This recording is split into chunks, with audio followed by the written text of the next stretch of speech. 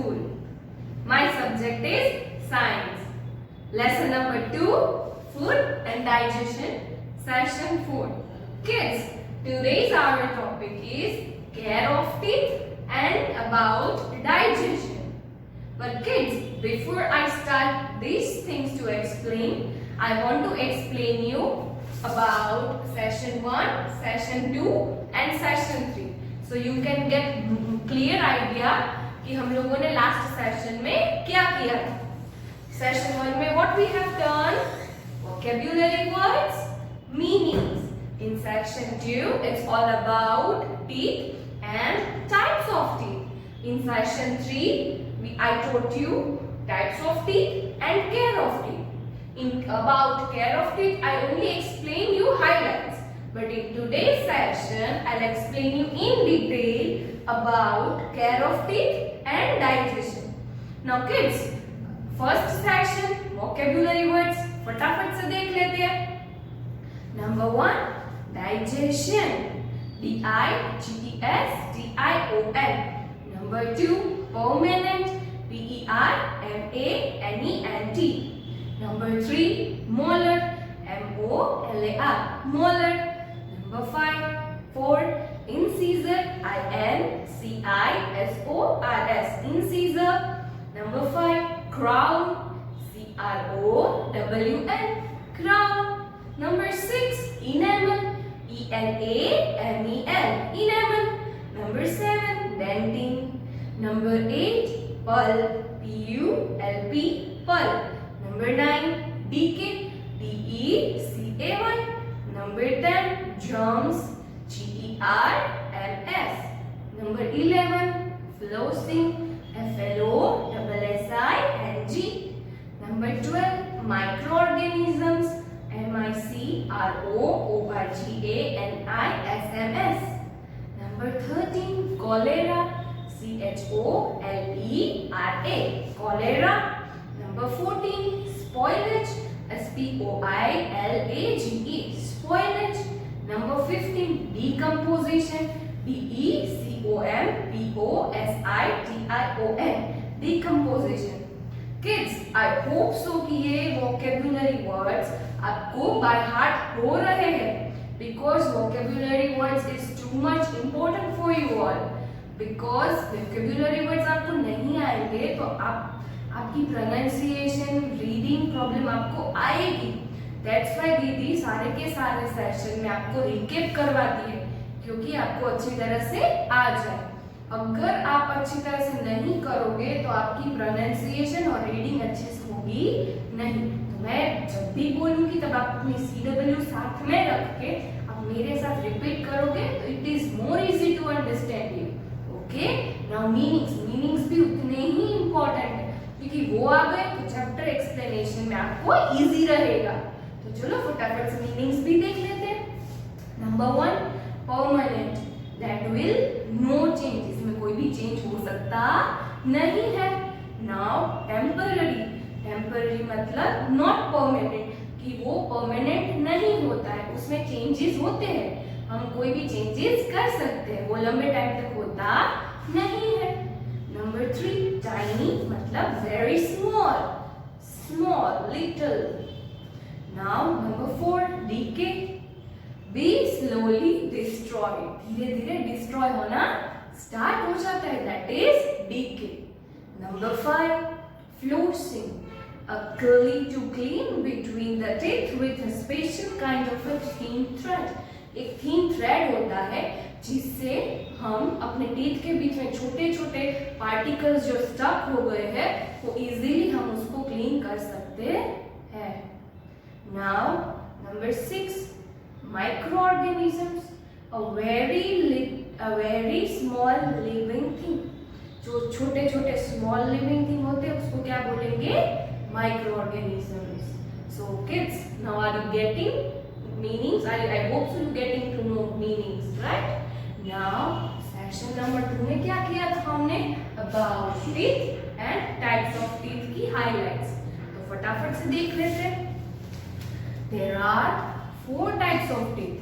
There are 4 types of teeth according to their functions. के उसके functions के according there are 4 types of teeth: incisors, canines, molars, premolars.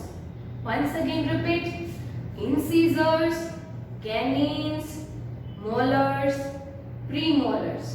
Again: incisors, canines, molars, premolars. मैं easy way में आपको फटाफट से explain कर देती हूँ. ऊपर के 4 फ्रंट टीथ होते हैं 4 और नीचे के 4 दैट इज इंसीजर्स. बिकॉज उसका काम क्या है? सीजर जैसा cut cut cut cut cut cut करना. तो हम उसको क्या बोलेंगे? सीजर. ये 4. उसके बाजू में जो 2 आते हैं ये ऊपर अपर जो में 2, लोअर जो में 2. अपर जो 2 में है टोटल कितने हैं कैनिन्स? 4. अपर जो में 2, लोअर जो में 2. किसके बाद आते हैं? इंसीजर्स के एकदम से बाद में जो शार्प पॉइंटेड टीथ होते हैं ना, उसको क्या बोलेंगे? कैनिन्स. टोटल नंबर्स कितने हुए? 1 2 3 4. So hope so kids, incisors और canines easily clear. Now molars. Molars सबसे पीछे. कितने? सबसे पीछे. मोलर्स टोटल कितने होते हैं? 12. कैसे? अपर जो में 6, लोअर जो में 6. अपर जो में 6, लोअर जो में 6. 3 3 3 3. अपर जो में टोटल कितने हुए? 3 + 3 6. लोअर जो में कितने हुए? 3 + 3 6. 6 + 6 12. 6 + 6 12. कितने हुए? 12. नाउ मोलर्स पीछे. मोलर्स के आगे के जो होते हैं उसको क्या बोलते हैं? प्रीमोलर्स. मतलब प्रीमोलर्स उसके आगे के होते हैं उसको क्या बोलेंगे? प्रीमोलर्स. प्रीमोलर्स कितने हुए टोटल? 8. अपर जो में 4, लोअर जो में 4. अपर जो में 4, लोअर जो में 4. 2 2 2 2 2 2 2 2 2 + 2 4. 2 + 2 4. 4 + 4 8. तो किड्स होप सो ये आपको समझ में आया. टोटल हम यहाँ पे कैलकुलेशन करेंगे. वेट किड्स, यहाँ पे इंसीजर, कैनिन्स, molars and premolars. तो इंसीजर्स कितने हुए? ऊपर 4, अपर जो में 4, लोअर जो में 4. टोटल कितने हुए? 8. कैनिन्स अपर जो में 2, लोअर जो में 2. 2 + 2 4. मोलर्स अपर जो में 6, लोअर जो में 6. 6 + 6 12. मोलर्स कितने हैं किड्स? टोटल कितने हैं? 4 ऊपर अपर जो में और 4 लोअर जो में. टोटल कितने हुए? 8. Now let's calculate this. 8 + 4 12. 12 + 12 24. 24 + 8 24 + 8 32. कितने? 32. A perfect calculation of adults teeth. हमारे एडल्ट्स के पास कितने टोटल टीथ होते हैं? 32. तो ये हमारी कैलकुलेशन है इंसीजर्स की, कैनिन्स की, मोलर्स की, प्रीमोलर्स की. ये अपर जो में 4, लोअर जो में 4. कैनिन्स भी अपर जो में 2, लोअर जो में 2. मोलर्स अपर जो में 6, लोअर जो में 6. प्रीमोलर्स अपर जो में 4, लोअर जो में 4. और ये इसके टोटल और ये सब टोटल. Clear kids? तो ये है हमारे चारों के चारों functions. Clear? Now I'll explain you about structure of a tooth. What I'll explain you? Structure of a tooth. जो हमने थर्ड सेशन में किया था. Structure of a tooth. Kids, last session में मैंने बोला था सब टीथ को टीथ बोलेंगे. जब हम पर्टिकुलरली एक टीथ की बात करेंगे तो हम क्या बोलेंगे? टीथ नहीं बोलेंगे, टूथ बोलेंगे. क्या बोलेंगे? Tooth. Okay. Now the part of the tooth can be seen is called crown. कि जो बाहर का पार्ट पार्ट दिख रहा है व्हाइट कलर का, उसे हम क्या बोलेंगे? क्राउन। बिकॉज उसका नाम क्राउन क्यों है? Because it looks like a Kings crown, कि वो जो किंग्स पहनते हैं क्राउन, वो उस तरह से दिखता है। That's why we call it as a crown. The part of the tooth is present inside the gums is called the root. Gums किसे बोलते हैं? याद आया? Gums ये जब हम गुजराती में बोलते हैं ना पेटा, उसको इंग्लिश में क्या बोलते हैं? Gums. भी gums के अंदर के जो सारे के सारे पार्ट्स आते हैं उसको क्या बोलेंगे? What we are going to call which is inside present inside the gums? Root. क्या बोलेंगे उसको? Root. The tooth is made up of 3 main layers: enamel, dentin, pulp. एक टीथ जो होता है वो कितने लेयर्स में बना होता है? 3 लेयर्स में। कितने layers? 3 layers: enamel, dentin and pulp. Enamel, dentin and pulp. Is it clear? Now, enamel. The enamel is the white hard covering of the tooth. Enamel जो होता है वो white कलर का होता है और एकदम hard covering होता है teeth के लिए, तो उसे क्या बोलेंगे? enamel. The dentin is the yellow bone-like layer found just below the enamel. enamel के नीचे का जो दूसरा लेयर आता है येलो कलर का, उसे हम क्या बोलेंगे? डेंटिन। क्या बोलेंगे? डेंटिन। अभी डेंटिन के नीचे भी एक पार्ट होता है, उसे क्या बोलेंगे? Pulp. The pulp is the soft, जो पल्प होता है ना वो बहुत ही सॉफ्ट होता है और वो सेंट्रल लेयर मतलब कि वो बीच वाला लेयर होता है, उसको हम क्या बोलेंगे? Central layer. हम बोलते हैं ना सेंटर में खड़े हो जाओ, सेंटर मतलब बीच में, तो सेंट्रल पार्ट टूथ का मतलब बीच वाला part. It contains nerves and blood vessels. ये क्या कंटेन करता है? नर्व्स भी कंटेन करता है और ब्लड वेसल्स भी कंटेन करता है। तो किड्स, ये था हमारा session number 3। Now let's start about our today's section, care of teeth, कि हमें हमारे टूथ की कैसे कैसे केयर करनी है। When we eat, tiny bites of food get stuck between our teeth. हम जब फूड खाते हैं उसमें टाइनी बाइट्स, छोटे छोटे बाइट्स होते हैं ना, वो हमारे टीथ में स्टक हो जाते हैं। बीच में स्टक मतलब भराई जाए, हम बोलते हैं ना भराई गયું છે, કઈ કૂચે છે, લાગે છે। Sometimes it happen. ऐसा क्यों होता है? क्योंकि वो बहुत छोटे छोटे पार्ट होते हैं बाइट्स के, वो टीथ के बीच में थोड़ी सी भी जगह होती है ना तो उसमें स्टक हो जाते हैं, फंसाई जाए। If not cleaned, these tiny bites of food lead to the growth of germs, which usually leads to tooth decay. अगर वो पार्ट होता है जो स्टक हो गया है बाइट्स का, वो अगर अच्छी तरह से क्लीन नहीं होगा तो वहां पे जर्म्स अटैक करेंगे। अगर जर्म्स ने अटैक किया तो इट स्टार्ट्स डीके। डीके मतलब सड़ना। डीके मतलब सड़ना। अब जब छोटे होंगे ना तब आपके मिल्क टीथ होंगे ना, तो वो आप लोगों ने बहुत सारी चॉकलेट्स खाई होगी ना, तो आपके दांत सड़ चुके होंगे। वो तो ठीक है कि वो मिल्क टीथ होते हैं, वापस से न्यू टीथ आ जाएंगे। बट अभी एडल्ट टीथ जो है, परमानेंट टीथ, अगर उसमें आप बहुत सारे स्वीट्स चॉकलेट्स खाओगे और वो सड़ जाएंगे तो क्या होगा? वो वापस से आएंगे नहीं, बट डेफिनेटली उसको डेंटिस्ट के पास जाके निकलवाना पड़ेगा। वो अच्छा होगा, कितना पेन होगा, कितना ब्लड निकलेगा, बहुत सारी मेडिसिन खानी पड़ेगी। तो ऐसा नहीं करना है। क्या करना है? एक तो स्वीट्स और चॉकलेट्स कम खानी है। हम जो कोई भी मील खा रहे हैं, कोई भी फूड खा रहे हैं, उसके बाद we need to clean our mouth with water and brush. Everything we need to clean. सुबह मॉर्निंग में भी हमें अच्छे से ब्रश करना है और रात को सोने से पहले भी हमें अच्छे से ब्रश करके सोना है। तो ऐसे जर्म्स अटैक कर पाएंगे नहीं। We should take proper care of our teeth to avoid tooth decay. हमें हमारे टीथ की अच्छी तरह से केयर करनी है ताकि हमारे टीथ सड़ जाए नहीं।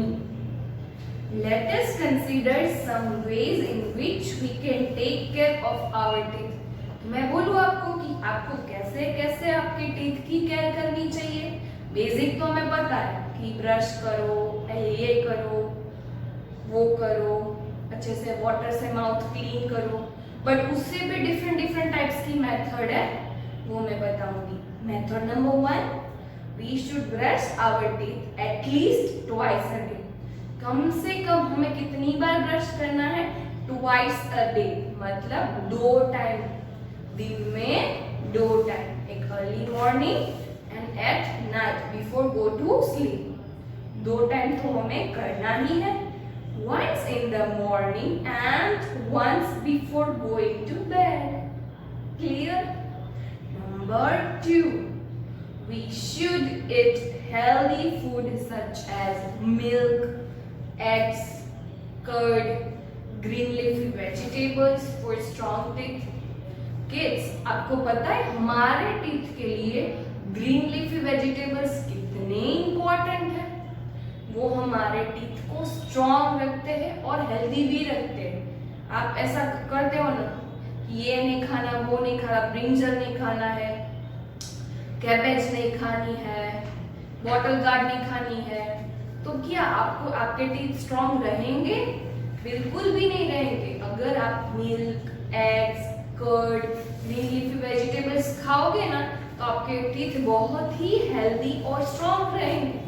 चलो आज मुझे प्रॉमिस करो कि आप लोग नहीं खाते हो तो आज से खाना स्टार्ट करोगे. थोड़ा तो थोड़ा, बट आपको खाना है. ओके? किसके लिए खाओगे? आपके हेल्दी टीथ के लिए. किसके लिए खाओगे? आपके हेल्दी टीथ के लिए. और एक rule number 3, we should floss our teeth in the presence of an adult. Flossing के लिए मैं यहाँ पे 3 पिक्चर्स शेयर कर रही हूँ. पिक्चर में आपको दिख रहा है कि एक थ्रेड है जो टीथ के बीच में डाल के उसको फ्लॉस कर रहे हैं. बट ये ट्रीटमेंट, ये मेथड अप्लाई करने से पहले you need to consult your dentist. आपको आपके डेंटिस्ट का कंसल्ट करना है. कंसल्ट भी कर लो, फिर बाद में क्या है, उस फ्लोसिंग मेथड भी आपको डेंटिस्ट के पास सीखनी है. अगर डेंटिस्ट ने आपको सिखा दिया, उसके बाद आप जब भी घर पे करोगे तब आप एडल्ट्स, मतलब कोई भी घर में बड़े लोग हो, उसकी प्रेजेंस में ही फ्लोसिंग ट्रीटमेंट करोगे. आप देख रहे हो ना पिक्चर्स कि कैसे कैसे फ्लोसिंग ट्रीटमेंट होती है. कि टीथ के बीच में आप कुछ भी थ्रेड से करोगे तो उसमें कोई भी पुराना स्टकिंग फूड है, येलोनेस हो गया है, कुछ भी हो गया है, तो वो आप इजीली निकाल सकते हो. Is it clear? Now, flossing helps to remove tiny bites of food stuck between our teeth. Now, method number 4, we should visit a dentist regularly. Kids, हमें डेंटिस्ट को रेगुलरली मिलना चाहिए. हमें एवरी 2 मंथ्स के बाद डेंटिस्ट को हमारे teeth दिखाते रहने चाहिए. बिकॉज अंदर डीके हो रहा है, जर्म्स अटैक कर रहे हैं, तो हमें पता चलेगा नहीं. डॉक्टर्स के पास ऐसी मशीन्स है जो हमारे मुंह में डालते ही मुंह का एक्सरे और मुंह की पिक्चर आ जाती है, माउथ की पिक्चर आ जाती है. उसमें माइन्यूट से माइन्यूट चीज इजीली मेंशन होती है और दिखाई देती है. तो उससे क्या होता है, हमें पता चल जाता है कि कौन से जर्म्स ने कब अटैक किया या कौन सा टीथ है वो डीके हो रहा है. ओके? तो हमें रेगुलरली डेंटिस्ट को कंसल्ट करना चाहिए. Now last method, we should avoid eating too many sweets and candies. हमें स्वीट्स और कैंडीज को खाने से अवॉइड करना है. चलो किड्स है, हम नहीं खाएंगे तो कौन खाएगा? आपके दिमाग में है ना, हमें तो पसंद है, हम तो खाएं. आपको खाने से किसी ने मना किया नहीं है. आप खाओगे बट एक लिटिल क्वांटिटी में खाओगे, थोड़ी सी क्वांटिटी में खाओगे. और खाने के बाद आपको आपका माउथ जो है वो अच्छे से वाटर से क्लीन करना है. ओके? आप जरूर खाना, बट एक लिटिल वे में, थोड़ी सी क्वांटिटी में, और खाने के बाद आपको आपका माउथ अच्छे से क्लीन करना है। तो these are the methods which we are supposed to follow in our regular days. Is it clear kids? कि आपको ये सारी की सारी चीजें आपको रेगुलर डे में फॉलो करनी है। Now kids, let's move to digestion. हमारे स्टमक में डाइजेशन कैसे होता है, ये बहुत ही इम्पोर्टेंट वाला टॉपिक है।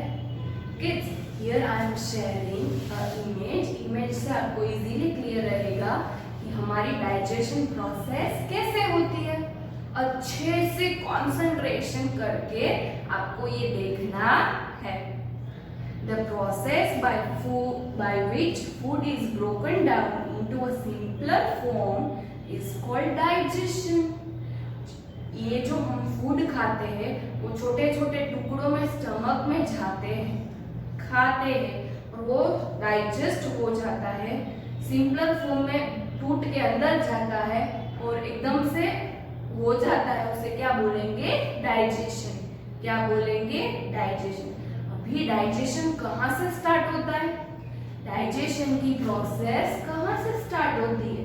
आपको सबसे पहले पिक्चर में क्या दिखाई दे रहा है? माउथ। क्या दिखाई दे रहा है? माउथ। तो डाइजेशन की प्रोसेस कहाँ से स्टार्ट होती है?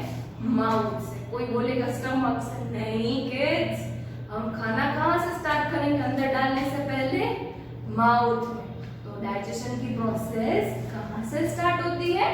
माउथ से। Food is chewed with the help of teeth. Saliva in the mouth makes the chewed food softer and easier to swallow. Kids, when we start chewing our food, at that time saliva helps to softer our food. कि saliva मतलब वो जो गुजराती में बोलते हैं ना थूक, उसको इंग्लिश में क्या बोलेंगे हम लोग? सलाइवा। क्या बोलेंगे? सलाइवा। सलाइवा का वर्क क्या है कि जो टीथ से फूड को च्यू कर रहे हैं ना, उसको वो फूड को वो सॉफ्ट बनाता है। क्या बनाता है? सॉफ्ट। वो सॉफ्ट बनाता है सलाइवा, तो टीथ को इजी रहता है उसको च्यू करने में और वो धीरे से किस में जाएगा? फूड पाइप में। नंबर 2, आपको ये लंबी वाली पाइप दिखाई दे रही है, उसको क्या बोलेंगे हम लोग? Food pipe. तो नंबर 1 हमारा डाइजेशन प्रोसेस का कहाँ से स्टार्ट होता है? माउथ से। माउथ में क्या किया? च्यू किया टीथ की हेल्प से। तो च्यू करने में किसने सॉफ्ट किया खाने को? सलाइवा ने। सलाइवा ने सॉफ्ट किया तो इजीली किसके अंदर जाएगी? फूड पाइप में। किसके अंदर जाएगी? फूड पाइप में। फूड पाइप का वो क्या है? The chewed food then passes down the food pipe to reach the stomach. Food pipe में से जाके कहाँ पे रीच हो गया? कहाँ पे पहुंचा फूड? स्टमक में। फूड कहाँ पे पहुंचेगा फूड पाइप से? सीधा स्टमक में। Now number 3, stomach. Inside the stomach, the food is further broken down into the smaller pieces by churning with the help of chemicals called digestive juices. Churning मतलब a strong spinning movement. हम food pipe में जो खाना stomach में डाला तो उसने क्या किया कि वो छोटे छोटे टुकड़ों में ब्रोकन, वो ऐसे छोटे छोटे टुकड़ों में स्टमक में जाने से पहले हो जाता है।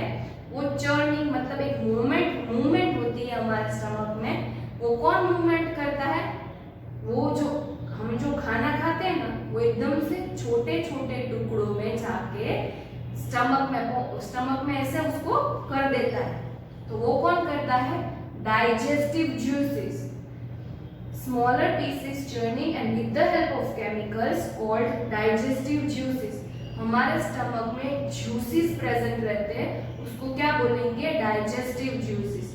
वो जूसेस हमारे जो फूड होते हैं ना, उसको छोटे छोटे टुकड़ों में ब्रोक करके उसको एकदम डाइजेस्ट करवाने में हमारी हेल्प करते हैं।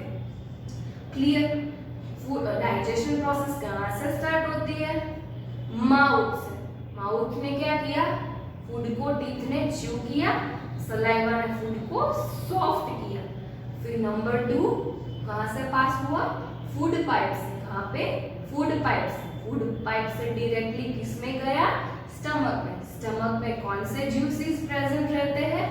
डाइजेस्टिव जूसेस, जो फूड को सिंपलर फॉर्म मतलब छोटे छोटे फॉर्म में कर देता है। 3 steps clear kids? Now stomach के बाद आता है नंबर 4, स्मॉल इंटेस्टाइन। आपको दिखाई दे रहा है स्मॉल इंटेस्टाइन? दिखाई दे रहा है? स्मॉल इंटेस्टाइन यहाँ पे है, उसका वर्क क्या है? The liver and pancreas provide digestive juices that help in the digestion of food in the small intestine. The nutrients from the digested foods are absorbed through the walls of the small intestine. The digestion is completed in the small intestine. ये जो हमारा stomach में जाता है जो food, उसके बाद small intestine में जाता है। क्या है? उसके बाद स्मॉल इंटेस्टाइन में जाता है। लीवर और पेनक्रियाज में एक डाइजेस्टिव जूस होता है, उससे इंटेस्टाइन को फूड को डाइजेस्ट करने में इजी रहता है। वो जो फूड डाइजेस्ट हो जाता है ना किड्स, उसमें हम जो खाना खाते हैं वो न्यूट्रिएंट्स वाला खाते हैं ना, वो न्यूट्रिएंट्स वाला सब कुछ एब्जॉर्ब कर लेता है। स्मॉल इंटेस्टाइन न्यूट्रिएंट्स सब एब्जॉर्ब कर लेता है और पूरे बॉडी को पहुंच जाता है। इससे हम एनर्जी में रहते हैं, हम स्ट्रॉन्ग होते हैं, हेल्दी होते हैं, क्योंकि जो फूड का न्यूट्रिएंट्स है वो स्मॉल इंटेस्टाइन एब्जॉर्ब कर लेता है। Then absorb through the walls of the small intestine. Walls of the small intestine मतलब उसकी जो आजू बाजू का लेयर होते हैं ना, वॉल्स पता है ना आपको किड्स? ये जो दीवार होती है, हम कवरिंग्स, हम घर में रहते हैं, हम रूम में रहते हैं, रूम क्या है? वॉल्स के अंदर है। तो ये जो इंटेस्टाइन के अंदर जो फूड जा रहा है, तो उसके आजू बाजू में एक लेयर्स होते हैं, वॉल्स होती है, तो उसको क्या बोलेंगे? वॉल्स बोलेंगे। तो वो न्यूट्रिएंट्स को एब्जॉर्ब कर लेता है ताकि हमें इजीली सब कुछ न्यूट्रिएंट्स मिले हमारे बॉडी में। और लास्ट में फूड कहाँ पे डाइजेस्ट होता है? स्मॉल इंटेस्टाइन में। पहले वो स्टमक में गया, उसके बाद स्मॉल इंटेस्टाइन में, फिर न्यूट्रिएंट्स एब्जॉर्ब किया, डाइजेस्टिव जूसेस ने फूड को डाइजेस्ट किया और डाइजेशन वहां पे कंप्लीट होता है। किड्स इतना क्लियर हुआ आपको? Now last anus. आपको नीचे का पार्ट दिखाई दे रहा है ऐसे पाइप जैसा, उसको क्या बोलेंगे? एनस, मतलब द सेमीस। किड्स तो वहां पे स्मॉल इंटेस्टाइन में डाइजेशन कंप्लीट होता है, राइट? उसके बाद नंबर 5 है लार्ज इंटेस्टाइन। लार्ज इंटेस्टाइन में क्या है? The large intestine collect the undigested food from the small intestine, absorbs water from it and forms the semi-solid waste. Kids, वहाँ पे जो small intestine का काम खत्म, उसके बाद क्या आता है? large intestine। आपको दिखाई दे रहा है वो ग्रीन पार्ट पोर्शन का क्या है? वो large intestine है। वहाँ जो small intestine फूड होता है, वो कोई ऐसा फूड होता है वो जो डाइजेस्ट नहीं कर पाता, वो सारा का सारा फूड किस में जाता है? लार्ज इंटेस्टाइन में। तो वो क्या करता है? उस फूड को सेमी सॉलिड फॉर्म में कर देता है, तो वो इजीली सेमी सॉलिड फॉर्म में आ जाएगा, तो वो इजीली वाटर को एब्जॉर्ब करके उस वे में आपको स्मॉल इंटेस्टाइन से दूर करके वो इजीली डाइजेस्ट करने में हमारी हेल्प करेगा। तो आपको फंक्शंस क्लियर हो रहे हैं? स्मॉल इंटेस्टाइन में जो फूड है वो अपने आप डाइजेस्ट नहीं कर पा सकता है, वो कहाँ पे जाएगा? लार्ज इंटेस्टाइन में। लार्ज इंटेस्टाइन वो किस फॉर्म में कर देगा? सेमी सॉलिड फॉर्म में। Now number 6 last anus. The semi solid waste is removed from the body through the anus. आपको नीचे का पार्ट दिख रहा है ना, उसको एनस बोलेंगे। इससे कि हमारा जो वेस्ट मटेरियल, हम जो फूड खाते उसमें न्यूट्रिएंट्स एब्जॉर्ब हो गए, वो अनडाइजेस्टेड पार्ट था वो लार्ज इंटेस्टाइन ने ले लिया, तो उसको रिमूव कौन करता है? एनस। एनस एक पाइप जैसा होता है, उससे हमारा कोई भी वेस्ट होता है वहां से निकल जाता है। क्या हो जाता है? उसको बाहर फेंक देता है बॉडी में से, बॉडी में से उसको बाहर फेंक देता है। तो ये किसका काम है? एनस का। किड्स तो ये थी हमारी डाइजेशन प्रोसेस। क्या थी? Digestion process. Once again I am repeating, ये कितने पार्ट्स में है? 6 पार्ट्स में। स्टार्ट कहाँ से होती है? माउथ से। माउथ फूड च्यू करके सलाइवा की हेल्प से सॉफ्ट होके किसमें जाता है? फूड पाइप में। फूड पाइप के बाद किसमें जाता है? स्टमक में। स्टमक में डाइजेस्टिव जूसेस होते हैं, वो उसकी मूवमेंट करके किसमें पास आउट होते हैं? स्मॉल इंटेस्टाइन में। लीवर और पेनक्रियाज में डाइजेस्टिव जूस और स्मॉल इंटेस्टाइन की वॉल क्या करती है? उसको न्यूट्रिएंट्स को एब्जॉर्ब कर देती है। अभी जो स्मॉल इंटेस्टाइन होते हैं वो ऐसे ऐसे फूड होते हैं अनडाइजेस्टेड फूड को वो डाइजेस्ट नहीं कर पाते, वो लार्ज इंटेस्टाइन में जाता है और वो सेमी सॉलिड फॉर्म में उसको कन्वर्ट करके किसमें डाल देते हैं? एनस में। एनस में जाने के बाद सीधा वेस्ट मटेरियल बाहर। तो बहुत ही इजी डाइजेशन प्रोसेस है, आपको इजीली होप सो समझ में आई होगी। तो किड्स, यहाँ पे मेरा सेशन होता है खत्म। Hope so you like the video. मजा आया? I am sharing a PDF of worksheet with you. Try to finish by your own and try to answer it by your own. बहुत ही easy होगी, आपको करने में मजा आएगा। Okay, bye bye.